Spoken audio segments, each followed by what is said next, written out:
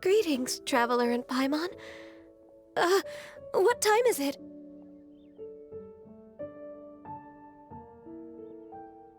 Are you okay, Ganyu? You were nodding off there. Didn't you sleep well last night? I'm fine. Don't worry about me. Let's discuss the matter at hand. Since last time, I've been thinking a lot about the story Paimon told me.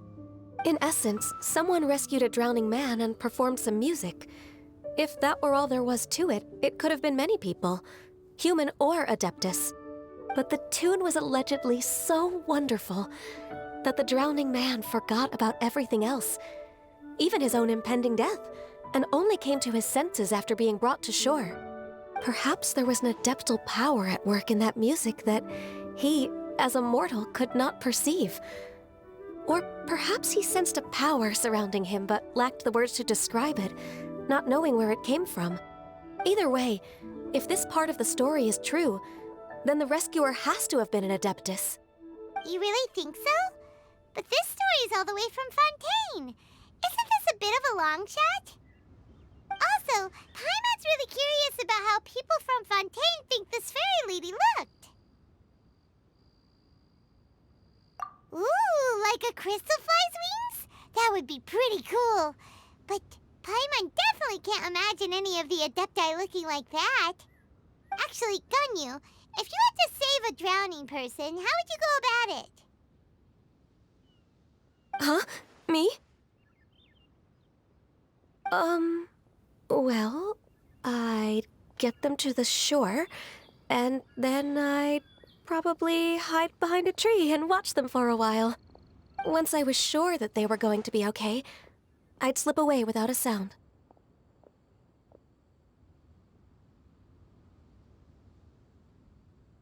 Got it. So basically, Ganyu's the type of person who doesn't like taking credit for her good deeds.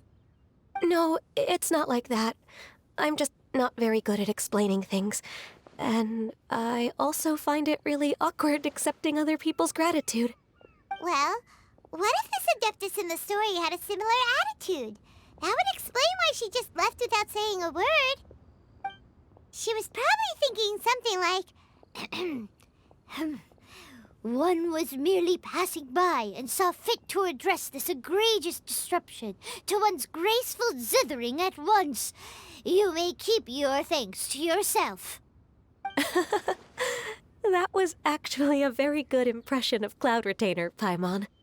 As far as I'm aware, Cloud Retainer isn't the most musically gifted. Still, we can't completely rule her out just yet. If we set off now, we could head to Mount Outsung and ask her about it. You'll be able to confirm either way if it's her, and I can, I've been in Lea Harbor for so long now that I'm just not as familiar with the Adepti anymore. If there's anything we want to know about them, she's the best person to ask. Sounds great! And we're pretty close with Cloud Retainer by now, so we probably don't even need to bring her food this time, right? I've prepared a gift for her to mark the festival, just in case. However, Cloud Retainer spends most of her days studying mechanisms in her abode. She's on her own so much of the time that the moment she has someone to chat with, she just... Never mind. I promised I'd help Mr. Dvorak, and now that I've made the contract, I can't be having second thoughts. Traveler, Paimon, let's set off for Cloud Retainer's abode. Seems like this is a tough decision for Ganyu, but she's made up her mind now. Paimon gets why she'd be so anxious. Okay, how about this? If Cloud Retainer tries to start telling stories about her again this year, we should pipe up and change the topic. Wait, did she leave already? Hey, Ganyu, wait up!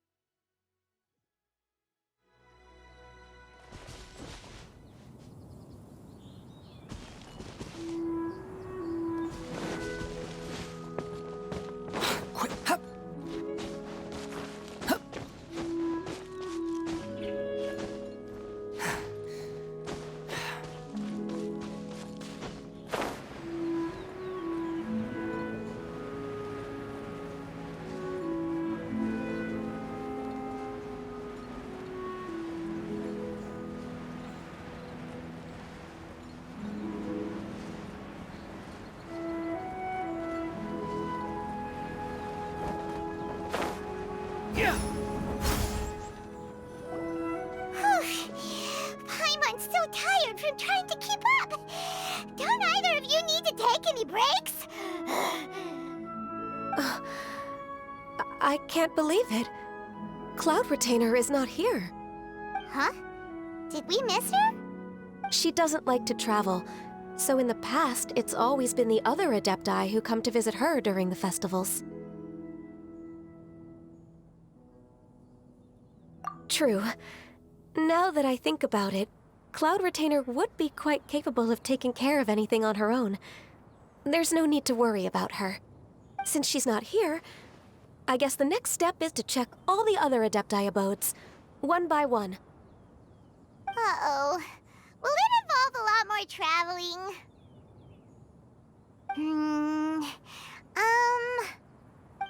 Got it! Paimon has a great idea! Please go on, Paimon.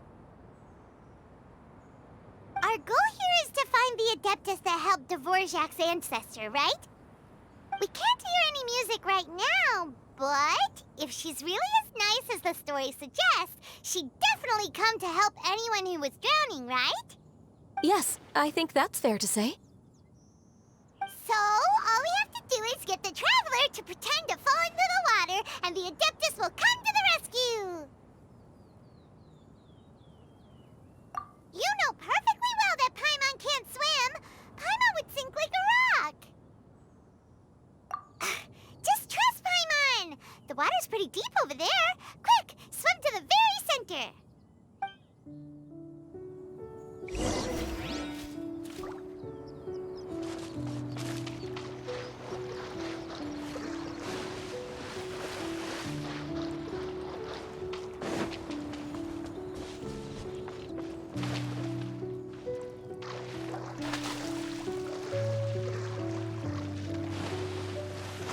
Help! Help! Someone's drowning! If only there was a kind-hearted Adeptus here to save us! Oh no! Whatever will a Paimon do?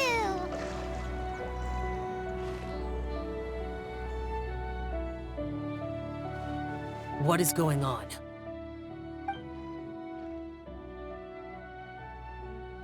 How do you feel right now? Shenhe! And the Conqueror of Demons! Why don't you say something?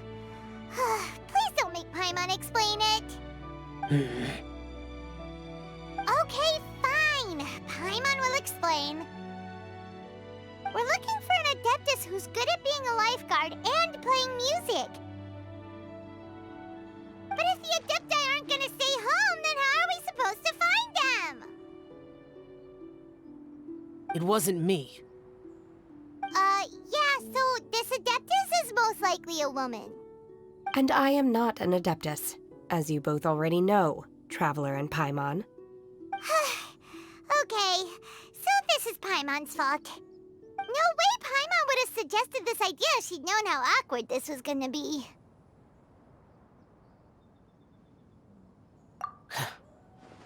Glad you're okay. As far as I know, the one you seek is no Yaksha. And one last thing. Your actions here caused others a great deal of worry. Do not repeat them again in the future. As ever, the Conqueror of Demons comes and goes, just like the wind. Right. I didn't dare to say a word just now. How's your training going, Shenhe? Have you made any plans for Lantern Rite? We could spend it together in Liyue Harbor if you'd like. Oh, I had planned to spend the festival with Master this year. However... Oh, speaking of Cloud Retainer, when did you see her last? Earlier this morning, she set off for Mount Hulao at dawn. I noticed she was using an Adeptus art of some kind to protect a mechanism that looked like a boiler. Maybe it was a gift for Mountain Shaper. I did not inquire. So we just missed her. Please excuse me for a moment. I think I'll leave the gift in her abode. Sure. Thank you. It sounds like Ganyu and Shenhe have gotten a lot closer recently. Yes. During the summer and winter, I continue to train with Master. In the other months of the year, I have been learning to adapt to human life in Liyue Harbor. Ganyu arranged accommodations for me in the city, and also recommended several work positions for me. But when I try to blend in by referring to her as Miss Ganyu or Lady Ganyu, like the others, she says I mustn't address her like that. Sometimes I'm supposed to copy other people, sometimes I'm not. It's a little difficult to keep track of everything.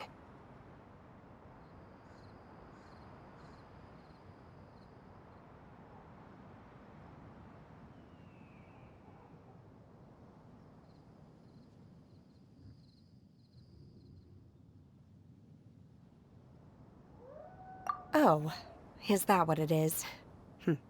Noted.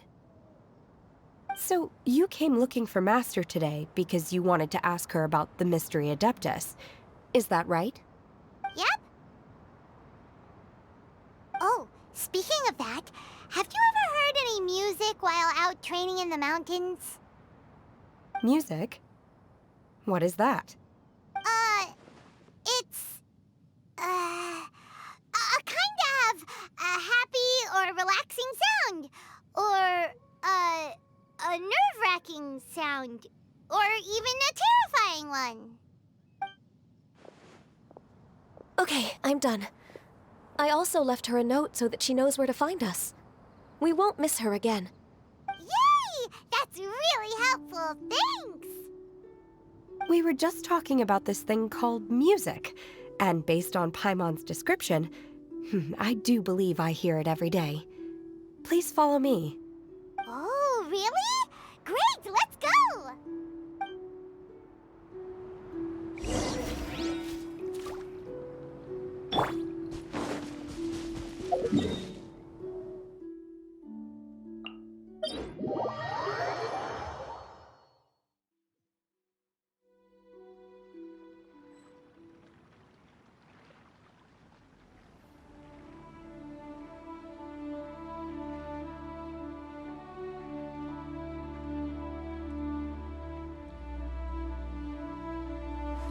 Wait. Huh?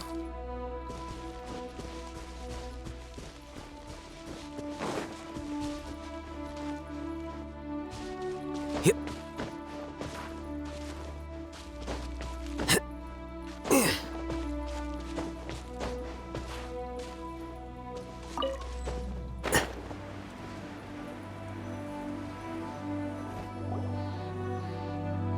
This is the place. I enjoy training here to the sound of music.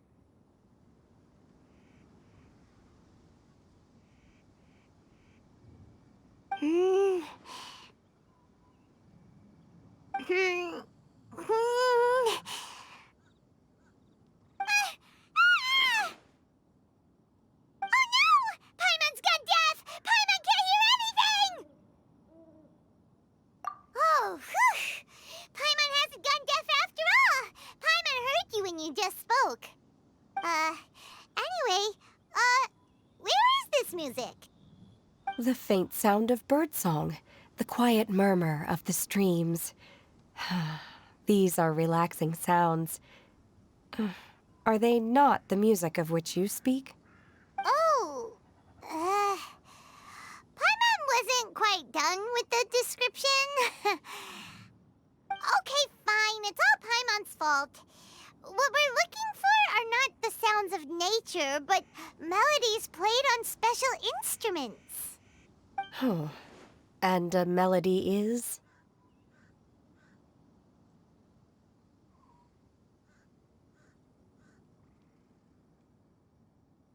Huh?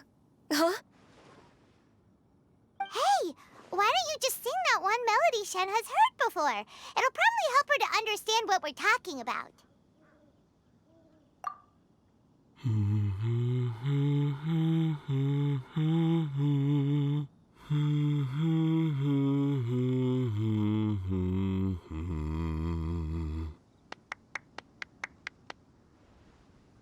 Oh, was that From the opera that Yunjin sang? Mm-hmm. That was a melody, and melodies can be called music. It felt like I was transported back to the past. In my mind's eye, I could see the Zhao lanterns lighting up the night sky again. We're all there, raising our glasses and drinking to our heart's content on the Jade Chamber. As I watched Yunjin's performance, I felt a warm sensation in my heart. And as the drink reached my stomach, it went from warm to hot. When you hummed that melody just now, feelings from a whole year ago came right back to me, as strong as they were on that day. So that's the power of music. Wow, Shenhe.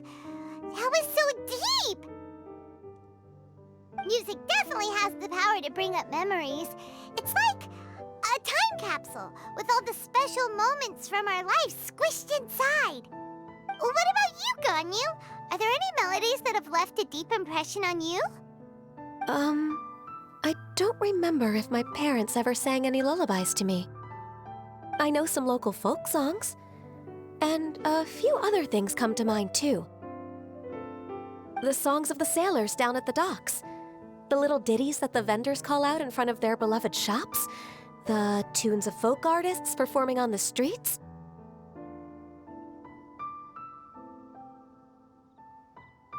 Yes, that's right. In the past, whenever I heard the sound of those tunes, I always felt that they were worlds apart from me. Nenny and Liyue probably view me as a non-human. And they are right, in the sense that I never could connect with humans' artistic expression and their sentiments. So I haven't been able to integrate into their community and be a part of their lives. At least, that's the view I held in the past. Only more recently did I start to realize that the only barriers are ones that I have erected with my imagination. The way those melodies make me feel isn't all that different from other people after all. They're about mundane details of everyday existence. Life's ups and downs, joys and sorrows. Even though we come from different backgrounds and have different stories to tell, when it comes down to the most common things that we see and experience around us each day in the city, in that sense, we're all the same. You go, Ganyu! You're really making progress. You have loads of friends in Liyue Harbor when you think about it. Okay, maybe some are more like coworkers and bosses. But at the very least, Keqing and Shenhe are your friends now, right? Yes, I am. Technically speaking, we should refer to each other by the conventional forms of address used among fellow disciples. But now that I know what constitutes a friendship, I do believe we are more friends than co-disciples. Thank you, everyone. Once the days are warmer, I would like to host you at my home in the city. Please invite Keqing as well. I've planted many types of flowers. I'm sure some of them will be to your taste. You are too kind. I couldn't possibly. Nonsense. You are my friend. I have cultivated and cared for the flowers just as you taught me. Once you've seen them for yourself, I am sure you can advise me how to do an even better job next time. I will save some for decoration. We can feast on the rest. Then, thank you in advance. Wait, what is that saying again? If you insist? Do people say that? I'm not completely sure either. It doesn't matter, okay? You got the point across. No need to split hairs. Paimon's more concerned about your idea of a girls' night out. Eating flowers? Really? Does this have anything to do with you both being the disciples of that illuminated bird?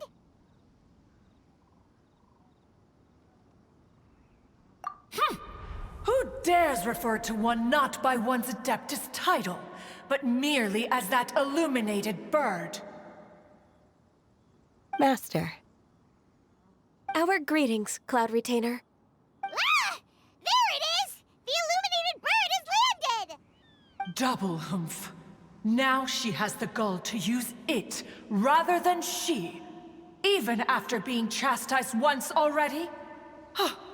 Barely a moment has passed since we last met, and yet your impertinence has reached new heights. Very well. If you refuse to learn your lesson, one shall scold you no further.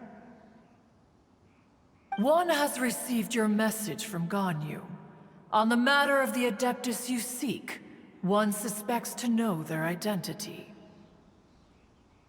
Well, shall one lead the way? I still have to complete my training for today, so I will bid farewell to everyone here. Very well. Await my arrival at one's abode later this night. On this special occasion, you should indulge yourself with some savory dishes. If you want to release a Shao Lantern, come and find us anytime. Thank you, everyone. Happy Lantern Rite to you too.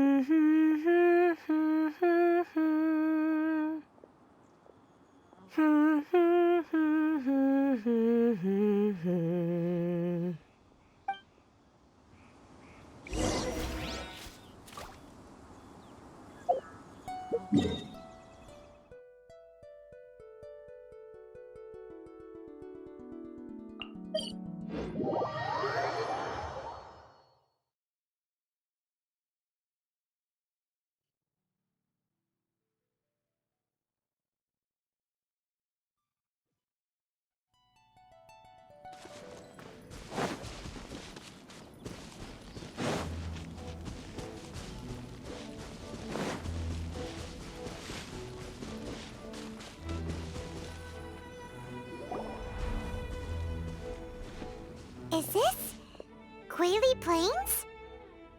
Cloud Retainer, why did you bring us here? Ganyu is of course familiar with the name Guizhong, but have you ever heard of her? Guizhong is another name of Agentis, the god of dust. She was extroverted in nature and adored social gatherings and inventions alike. Long ago, this region was yet a prosperous assembly. Guizhong often invited her friends to visit her home, reserving for us seats around the largest stone table. Sea Gazer would always bring out his latest treasure and place it upon the table. He could be quite the braggart. Though usually a mild-mannered fellow, when it came to those collectibles he was so fond of, he always loved to show them off. Paimon remembers that name. So that's what Sea Gazer was like. He was an old friend and a former rival. One has many memories of him. Once he had brought out the treasure, it would predictably become the center of attention. Neither Guizhong nor one was content to let him just steal the spotlight. So we would then also present our proudest mechanical creations. As Adepti, we were each gifted in our own ways, and naturally proud of our accomplishments in our respective fields of expertise. As a result, one often quarreled with Sea Gazer. His treasures were not even of his own making. He just used his exploration skills to dig them out of the ground. How, pray tell, could he compare to me, when every single one of one's accomplishments were crafted by one's own hand? Cloud Retainer, you are getting competitive again. One digresses. Regardless, every time an argument occurred, Guizhong would come over to watch us during our mutual lambastics. On some occasions, she would join in, and on others, she'd take one of us by the limb and start uttering the most ridiculous nonsense. What kind of nonsense? No kind of nonsense were we spared. Sometimes she would brazenly opine, why argue between yourselves when neither of you could ever hope to beat me? Other times, she would make unsolicited suggestions, such as, once you two are done arguing, let's go to the foot of the mountain and grill some meat. She always sought to make everyone happy, and one must say, she had quite the gift for it. No matter what nonsense she said, one never felt bothered or offended. It also helped that she never referred to one as that illuminated bird or ladybird. Come on, get over yourself! Anyway, just as our impassioned arguments would reach the apex of acrimony, Marchosius would bring his delectable dishes to the table. Who would dare snub the stove god and his wondrous creations? At the sight of him, we would all immediately drop the argument and prepare the table for a night of feasting and drinking. Back then, one was always bothered by how the cups Rex Lapis brought were always too square for one's taste. Can you see yourselves ever enjoying a drink from a square cup? Then you are most tolerant, but that is its own virtue. Even one could never find fault with Marchosius's cooking. As we ate, Guizhong would continue to find topics for conversation, filling the table with humor and laughter. Each of those old fossils had their character flaws and points of obstinacy. So why was it that whenever we dined together, we always had a marvelous time? We would drink together from a spot high in the mountains until the moon set and the sun rose, and only then would the banquet finally come to an end. Streetwood Rambler would often remain to admire the flowers with Guizhong before returning to her own abode. The glaze lilies were far more abundant back then. Entire fields of them would appear to the eye as a veritable sea of flowers. Streetward Rambler? That would be Ping. You probably know her as Madam Ping. Oh, okay. Wait, this is a lovely story and everything, but didn't we come here to find that Adeptus from Mr. Dvorak's story? Or are you saying that it was Guizhong? Didn't she, already, Alas, long has one avoided this place for precisely that reason. The sights here are a reminder of a time long gone, and evoke much sorrow. One should have guessed that you would disrupt one's poignant moment of mourning with your incessant questioning. No matter, one will share the whole story with you now.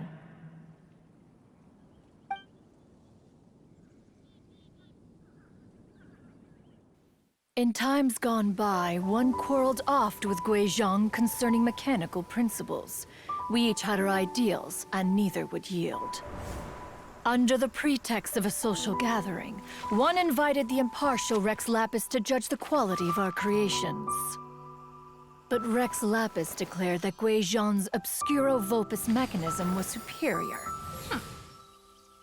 Though one was too proud to acknowledge it, in one's heart, one knew that Guizhong was indeed the superior talent in the mechanical arts. As for the story between Guizhong and Streetward Rambler, that begins with a certain bell. In Guizhong's opinion, while mechanisms were no substitute for human composers, they were yet capable of producing simple but fine melodies. But Streetward Rambler believed music to be an expression of the soul, an emotional enterprise that could never hope to be replicated by machinery. They argued endlessly, until one asked Rex Lapis to intercede. He confiscated the bell and designated it for ceremonial use. Thereafter, one would often find them convening in the mountains, discussing music, mechanics, and all the affairs of the mortal world. But These good times were not to last. War broke out between the gods, and soon engulfed the Guili plains. Guizhong was overpowered by the enemy, and fell in battle. When Streetwood Rambler and I arrived at the scene at long last, all that remained among the ruins was her lifeless body. After this, at Streetwood Rambler's request, Rex Lapis granted her the cleansing bell for safekeeping. To honor our friend's memory, one made a few finishing touches to her ballistic device. Many lantern rites have passed since then. Many greetings and goodbyes. Upon what do you gaze? The Guili Plains? No. It's everything.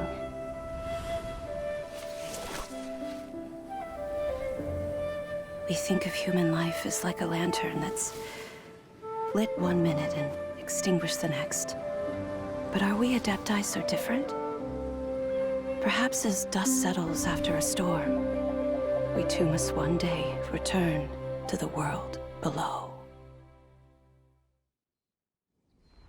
One has always been austere and private by nature, and has never relished socializing.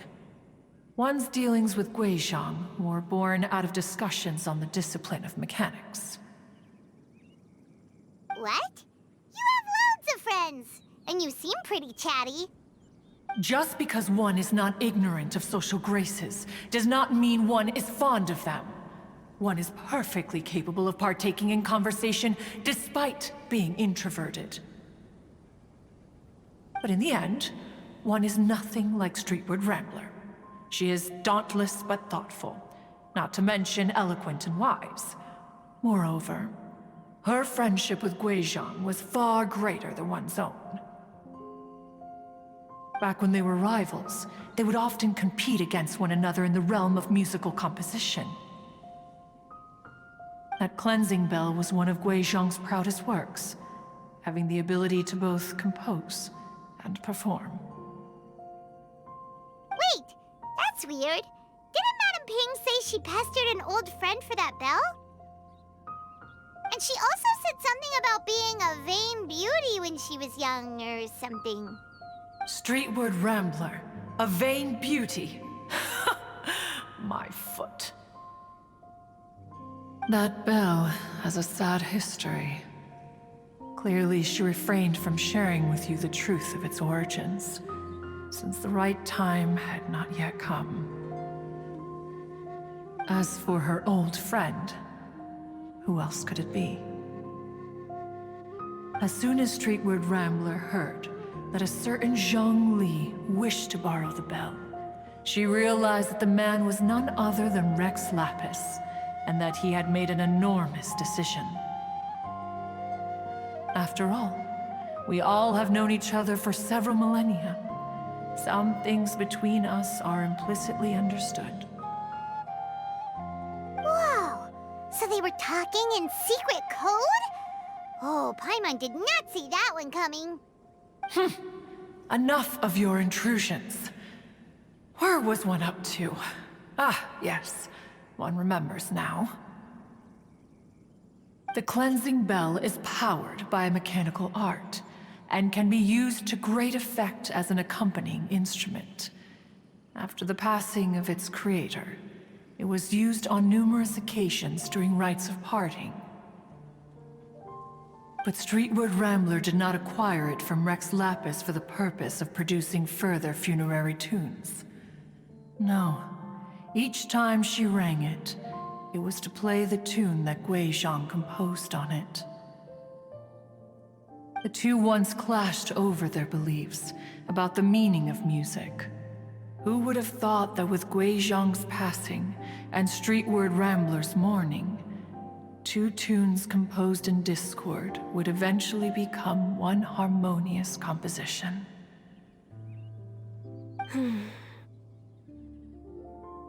Once upon a time, Streetwood Rambler also loved gatherings, liquor, and music.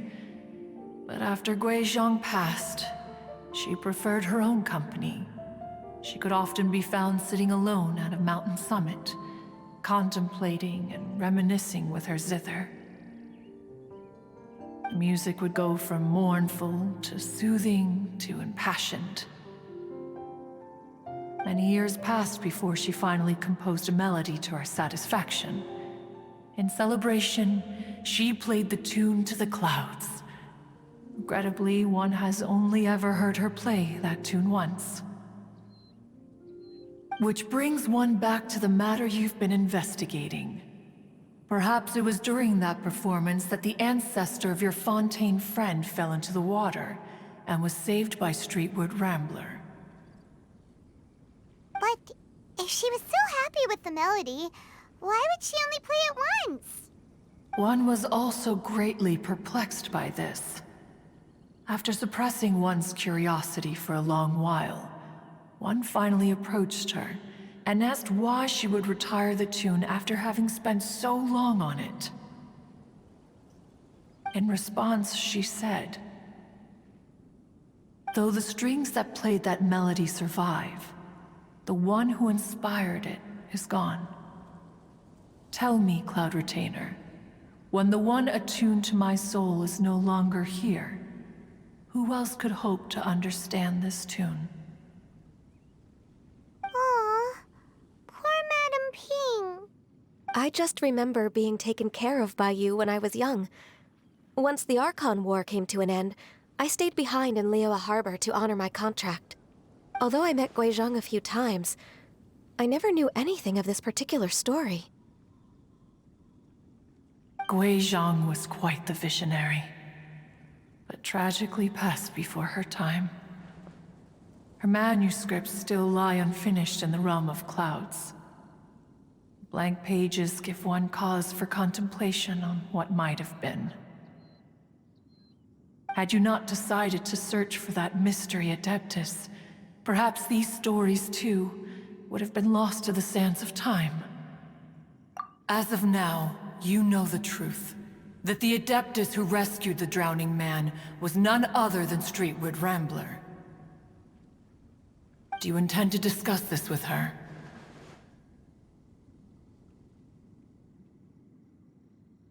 Do you mean Ping might find the topic too distressing? Precisely. The passing of our old friend is a heavy topic that both of us are usually careful to avoid. If I may be so bold, Cloud Retainer, could it be that this is just your own personal opinion? Oh? How so? I've been in Liyue Harbor for quite a long time now, and I've witnessed many farewells along the way, so I too am well acquainted with the pain of the passing of a loved one. But this doesn't bring the city or its people to a standstill. They have to keep moving forward. Someone as perceptive and wise as Ping will surely have come to understand and embrace this. Though these immortal mountains have lost an Adeptus, the harbor of mortals has gained a wise elder. No loss can ever be undone, but there is always much that can still be gained.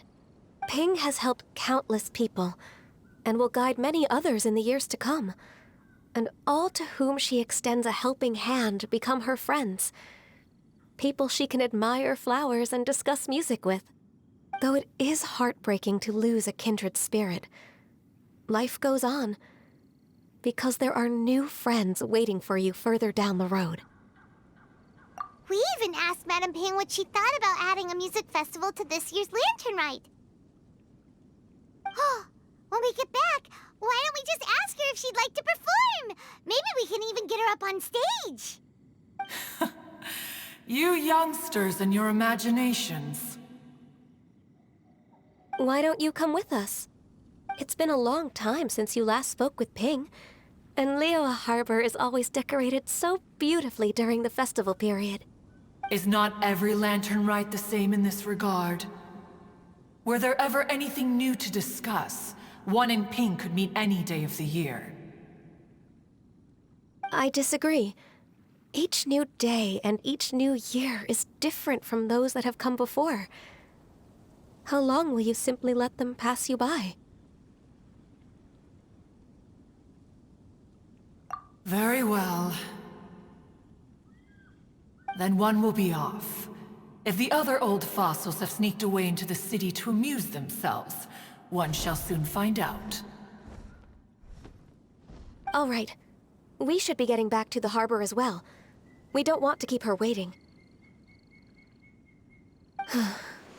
Once the Guili Assembly, now the Guili Plains.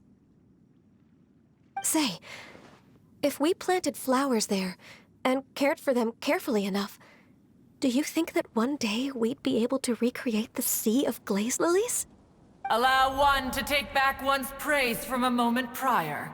You are still far too given to flights of fancy, child. What? Cloud Retainer? You were still listening?